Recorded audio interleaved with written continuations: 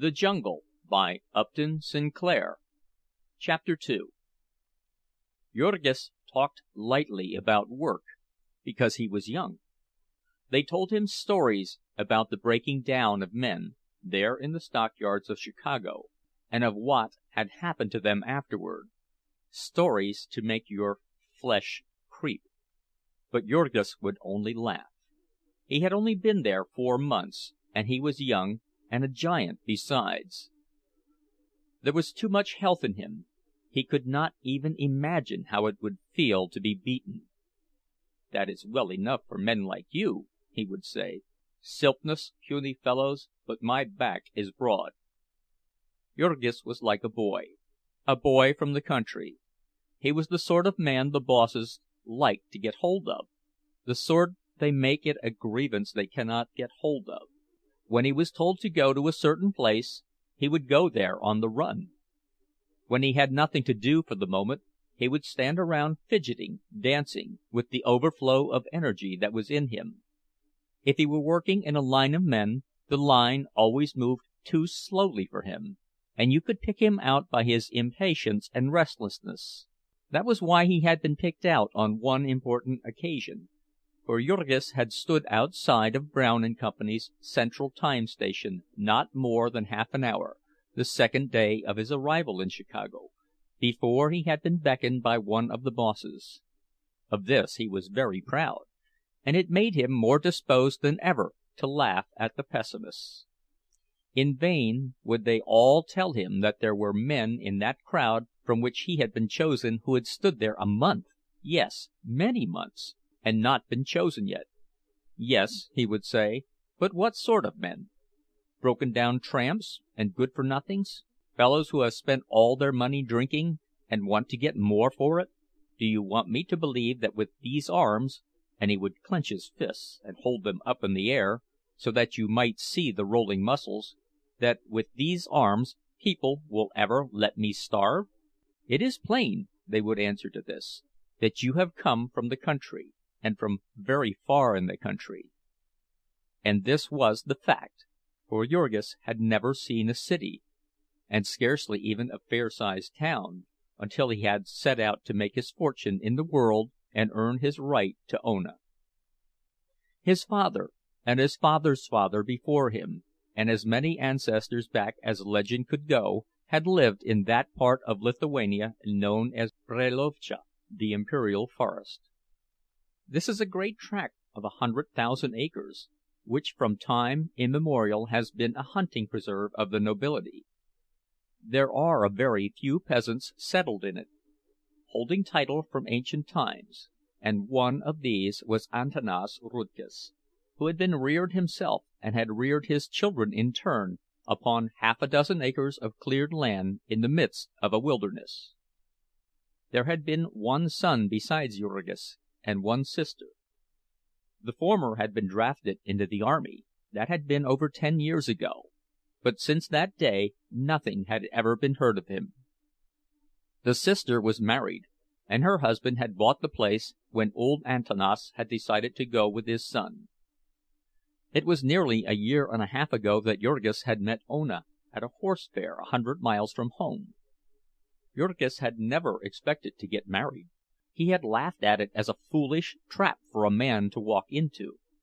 But here, without ever having spoken a word to her, with no more than the exchange of 6 smiles, he found himself, purple in the face with embarrassment and terror, asking her parents to sell her to him for his wife, and offering his father's 2 horses he had been sent to the fair to sell.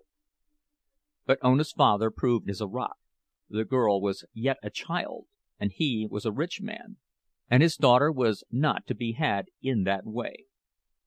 So Jurgis went home with a heavy heart, and that spring and summer toiled and tried hard to forget.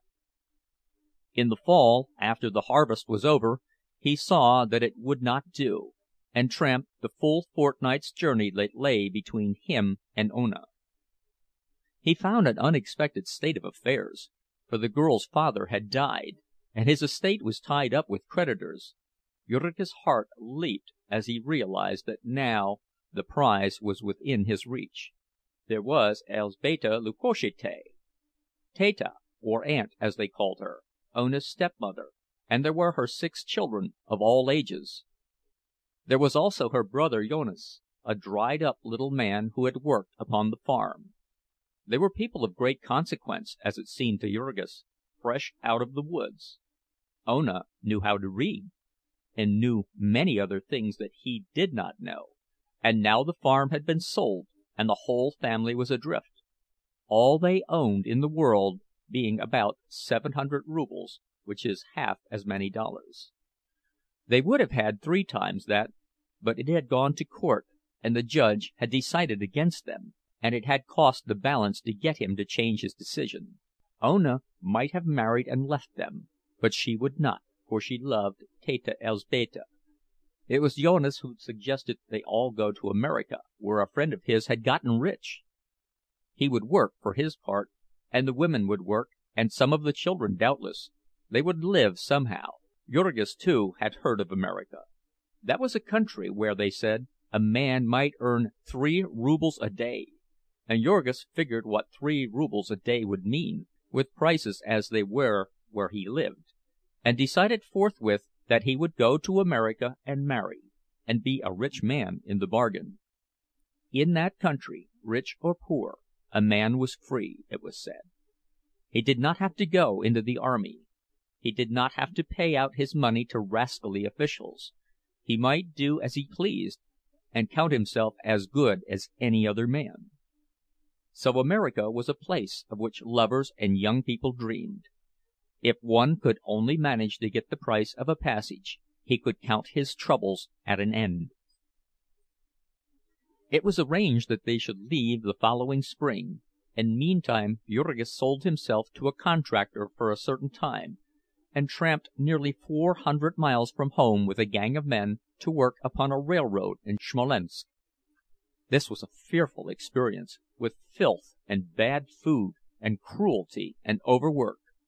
But Jurgis stood it, and came out in fine trim, and with 80 rubles sewed up in his coat. He did not drink or fight, because he was thinking all the time of Ona, and for the rest he was a quiet, steady man, who did what he was told to, did not lose his temper often, and when he did lose it, made the offender anxious that he should not lose it again. When they paid him off, he dodged the company gamblers and dram shops, and so they tried to kill him, but he escaped, and tramped it home, working at odd jobs, and sleeping always with one eye open. So in the summer-time they had all set out for America. At the last moment there joined them Maria Berczynskas, who was a cousin of Ona's. Maria was an orphan, and had worked since childhood for a rich farmer at Vilna, who beat her regularly. It was only at the age of 20 that it had occurred to Maria to try her strength, when she had risen up and nearly murdered the man, and then come away. There were 12 in all in the party, 5 adults and 6 children, and Ona, who was a little of both. They had a hard time on the passage. There was an agent who helped them, but he proved a scoundrel, and got them into a trap with some officials, and cost them a good deal of their precious money, which they clung to with such horrible fear. This happened to them again in New York, for of course they knew nothing about the country, and had no one to tell them, and it was easy for a man in a blue uniform to lead them away, and to take them to a hotel and keep them there, and make them pay enormous charges to get away. The law says that the rate card shall be on the door of a hotel, but it does not say that it shall be in Lithuanian. It was in the stockyards that Jonas' friend had gotten rich, and so to Chicago the party was bound. They knew that one word, Chicago, and that was all they needed to know, at least until they reached the city. Then, tumbled out of the cars without ceremony, they were no better off than before. They stood staring down the vista of Dearborn Street, with its big black buildings towering in the distance, unable to realize that they had arrived, and why, when they said Chicago, people no longer pointed in some direction, but instead looked perplexed, or laughed, or went on without paying any attention. They were pitiable in their helplessness. Above all things they stood in deadly terror of any sort of person in official uniform, and so whenever they saw a policeman they would cross the street and hurry by. For the whole of the first day they wandered about in the midst of deafening confusion, utterly lost, and it was only at night that, cowering in the doorway of a house, they were finally discovered and taken by a policeman to the station. In the morning an interpreter was found, and they were taken and put upon a car and taught a new word: stockyards. Their delight at discovering that they were to get out of this adventure without losing another share of their possessions it would not be possible to describe. They sat and stared out of the window. They were on a street which seemed to run on forever, mile after mile, 34 of them, if they had known it, and each side of it one uninterrupted row of wretched little 2-story frame buildings. Down every side street they could see, it was the same. Never a hill and never a hollow, but always the same endless vista of ugly and dirty little wooden buildings. Here and there would be a bridge crossing a filthy creek, with hard-baked mud shores and dingy sheds and docks along it. Here and there would be a railroad crossing, with a tangle of switches, and locomotives puffing, and rattling freight cars filing by. Here and there would be a great factory, a dingy building with innumerable windows in it, and immense volumes of smoke pouring from the chimneys, darkening the air above and making filthy the earth beneath. But after each of these interruptions the desolate procession would begin again, the procession of dreary little buildings. A full hour before the party reached the city they had begun to note the perplexing changes in the atmosphere. It grew darker all the time, and upon the earth the grass seemed to grow less green. Every minute, as the train sped on, the colors of things became dingier. The fields were grown parched and yellow, the landscape hideous and bare. And along with the thickening smoke they began to notice another circumstance, a strange, pungent odor. They were not sure that it was unpleasant, this odor. Some might have called it sickening, but their taste in odors was not developed, and they were only sure that it was curious. Now, sitting in the trolley car, they realized that they were on their way to the home of it, that they had traveled all the way from Lithuania to it. It was now no longer something far off and faint that you caught in whiffs. You could literally taste it as well as smell it. You could take hold of it, almost, and examine it at your leisure. They were divided in their opinions about it. It was an elemental odor, raw and crude. It was rich, almost rancid, sensual and strong. There were some who drank it in as if it were an intoxicant. There were others who put their handkerchiefs to their faces. The new immigrants were still tasting it, lost in wonder, when suddenly the car came to a halt, and the door was flung open, and a voice shouted, "Stockyards!" They were left standing upon the corner, staring. Down a side street there were 2 rows of brick houses, and between them a vista. Half a dozen chimneys, tall as the tallest of buildings, touching the very sky, and leaping from them half a dozen columns of smoke, thick, oily, and black as night. It might have come from the center of the world, this smoke, where the fires of the ages still smolder. It came as if self-impelled, driving all before it, a perpetual explosion. It was inexhaustible. One stared, waiting to see it stop, but still the great streams rolled out. They spread in vast clouds overhead, writhing, curling. Then, uniting in one giant river, they streamed away down the sky, stretching a black pall as far as the eye could reach. Then the party became aware of another thing. This, too, like the color, was a thing elemental.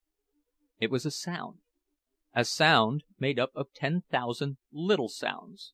You scarcely noticed it at first. It sunk into your consciousness. A vague disturbance, a trouble. It was like the murmuring of the bees in the spring, the whisperings of the forest. It suggested endless activity, the rumblings of a world in motion.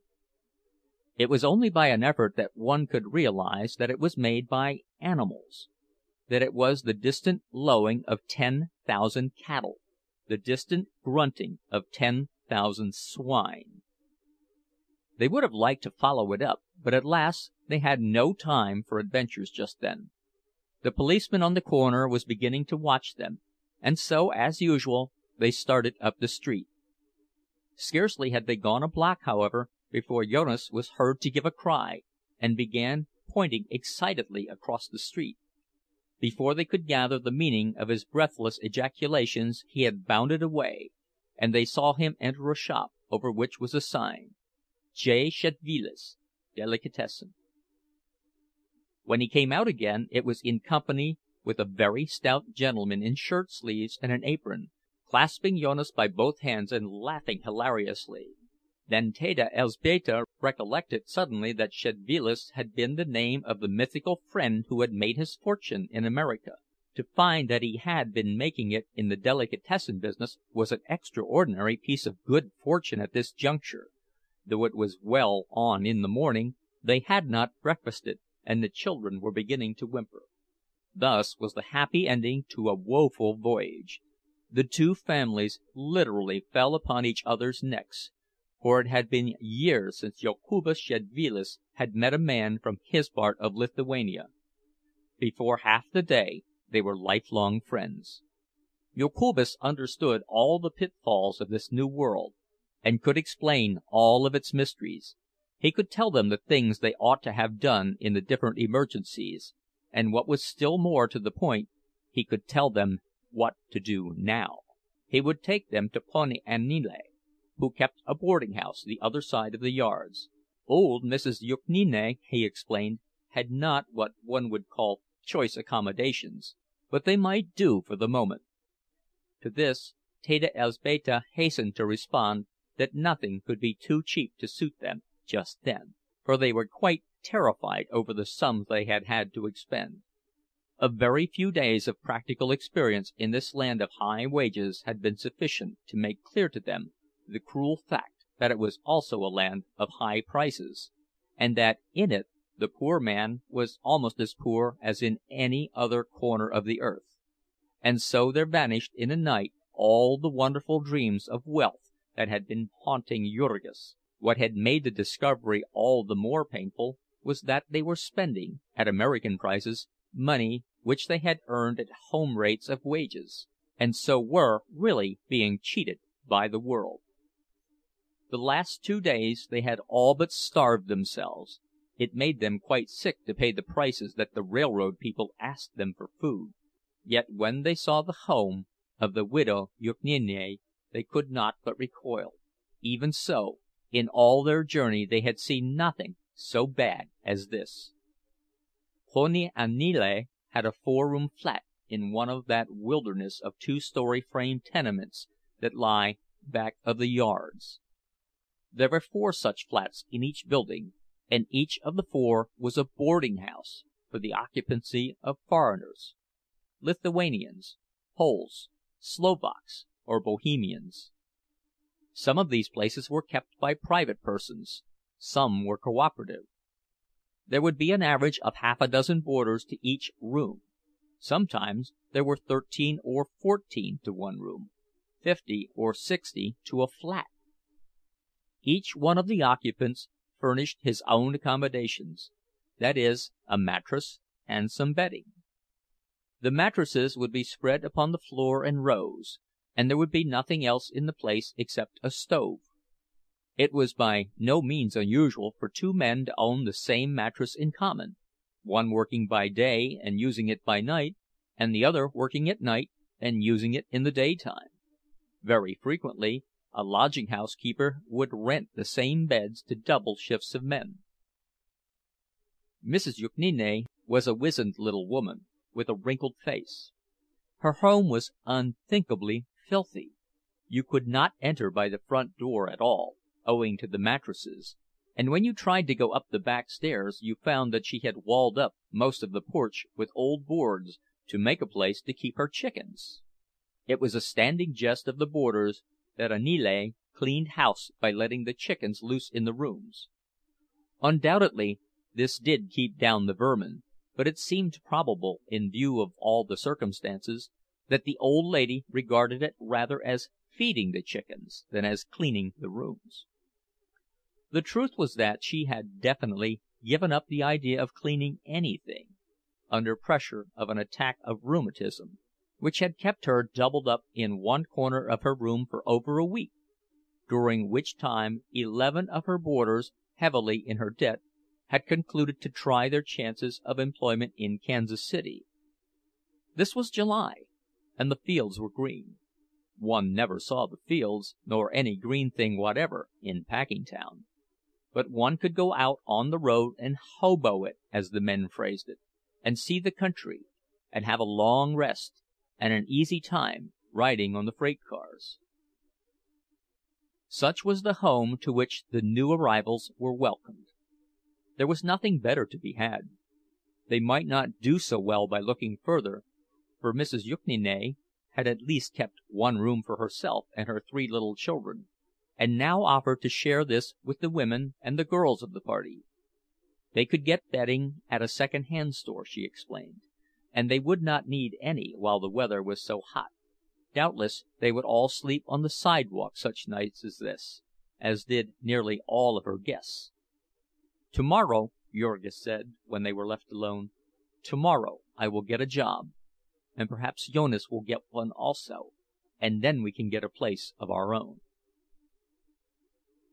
Later that afternoon he and Ona went out to take a walk and look about them, to see more of this district which was to be their home. In back of the yards the dreary 2-story frame houses were scattered farther apart, and there were great spaces bare, that seemingly had been overlooked by the great soar of a city as it spread itself over the surface of the prairie. These bare places were grown up with dingy yellow weeds, hiding innumerable tomato cans. Innumerable children played upon them, chasing one another here and there, screaming and fighting. The most uncanny thing about this neighborhood was the number of children. You thought there must be a school just out, and that it was only after long acquaintance that you were able to realize that there was no school, but that these were the children of the neighborhood, that there were so many children to the block in Packingtown that nowhere on its streets could a horse and buggy move faster than a walk. It could not move faster anyhow, on account of the state of the streets. Those through which Jurgis and Ona were walking resembled streets less than they did a miniature topographical map. The roadway was commonly several feet lower than the level of the houses, which were sometimes joined by high boardwalks. There were no pavements. These were mountains and valleys and rivers, gullies and ditches, and great hollows full of stinking green water. In these pools the children played, and rolled about in the mud of the streets. Here and there one noticed them digging in it after trophies which they had stumbled on. One wondered about this, as also about the swarms of flies which hung about the scene, literally blackening the air, and the strange fetid odor which assailed one's nostrils, a ghastly odor, of all the dead things of the universe. It impelled the visitor to questions, and then the residents would explain, quietly, that all this was made land, and that it had been made by using it as a dumping ground for the city garbage. After a few years the unpleasant effect of this would pass away, it was said, but meantime in hot weather, and especially when it rained, the flies were apt to be annoying. Was it not unhealthful, the stranger would ask, and the residents would answer, "Perhaps, but there is no telling." A little way farther on, and Jurgis and Ona, staring open-eyed and wondering, came to the place where this made ground was in the process of making. Here was a great hole, perhaps 2 city blocks square, and with long files of garbage wagons creeping into it. The place had an odor for which there are no polite words, and it was sprinkled over with children, who raked in it from dawn till dark. Sometimes visitors from the packing houses would wander out to see this dump, and they would stand by and debate as to whether the children were eating the food they got or merely collecting it for the chickens at home. Apparently none of them ever went down to find out. Beyond this dump there stood a great brickyard with smoking chimneys. First they took out the soil to make bricks, and then they filled it up again with garbage, which seemed to Jurgis and Ona a felicitous arrangement, characteristic of an enterprising country like America. A little way beyond was another great hole, which they had emptied and not yet filled up. This held water, and all summer it stood there, with the nearby soil draining into it, festering and stewing in the sun, and then when winter came, somebody cut the ice on it and sold it to the people of the city. This too seemed to the newcomers an economical arrangement, for they did not read the newspapers, and their heads were not full of troublesome thoughts about germs. They stood there while the sun went down upon this scene, and the sky in the west turned blood red, and the tops of the houses shone like fire. Jurgis and Ona were not thinking of the sunset, however. Their backs were turned to it, and all their thoughts were of Packingtown, which they could see so plainly in the distance. The line of the buildings stood clear-cut and black against the sky. Here and there, out of the mass, rose the great chimneys, with the river of smoke streaming away to the end of the world. It was a study in colors now, this smoke. In the sunset light it was black and brown and gray and purple. All the sordid suggestions of the place were gone. In the twilight it was a vision of power. To the two who stood watching while the darkness swallowed it up, it seemed a dream of wonder, with its talc of human energy, of things being done, of employment for thousands upon thousands of men, of opportunity and freedom, of life and love and joy. When they came away, arm in arm, Jurgis was saying, "Tomorrow I shall go there and get a job." End of chapter 2. Recorded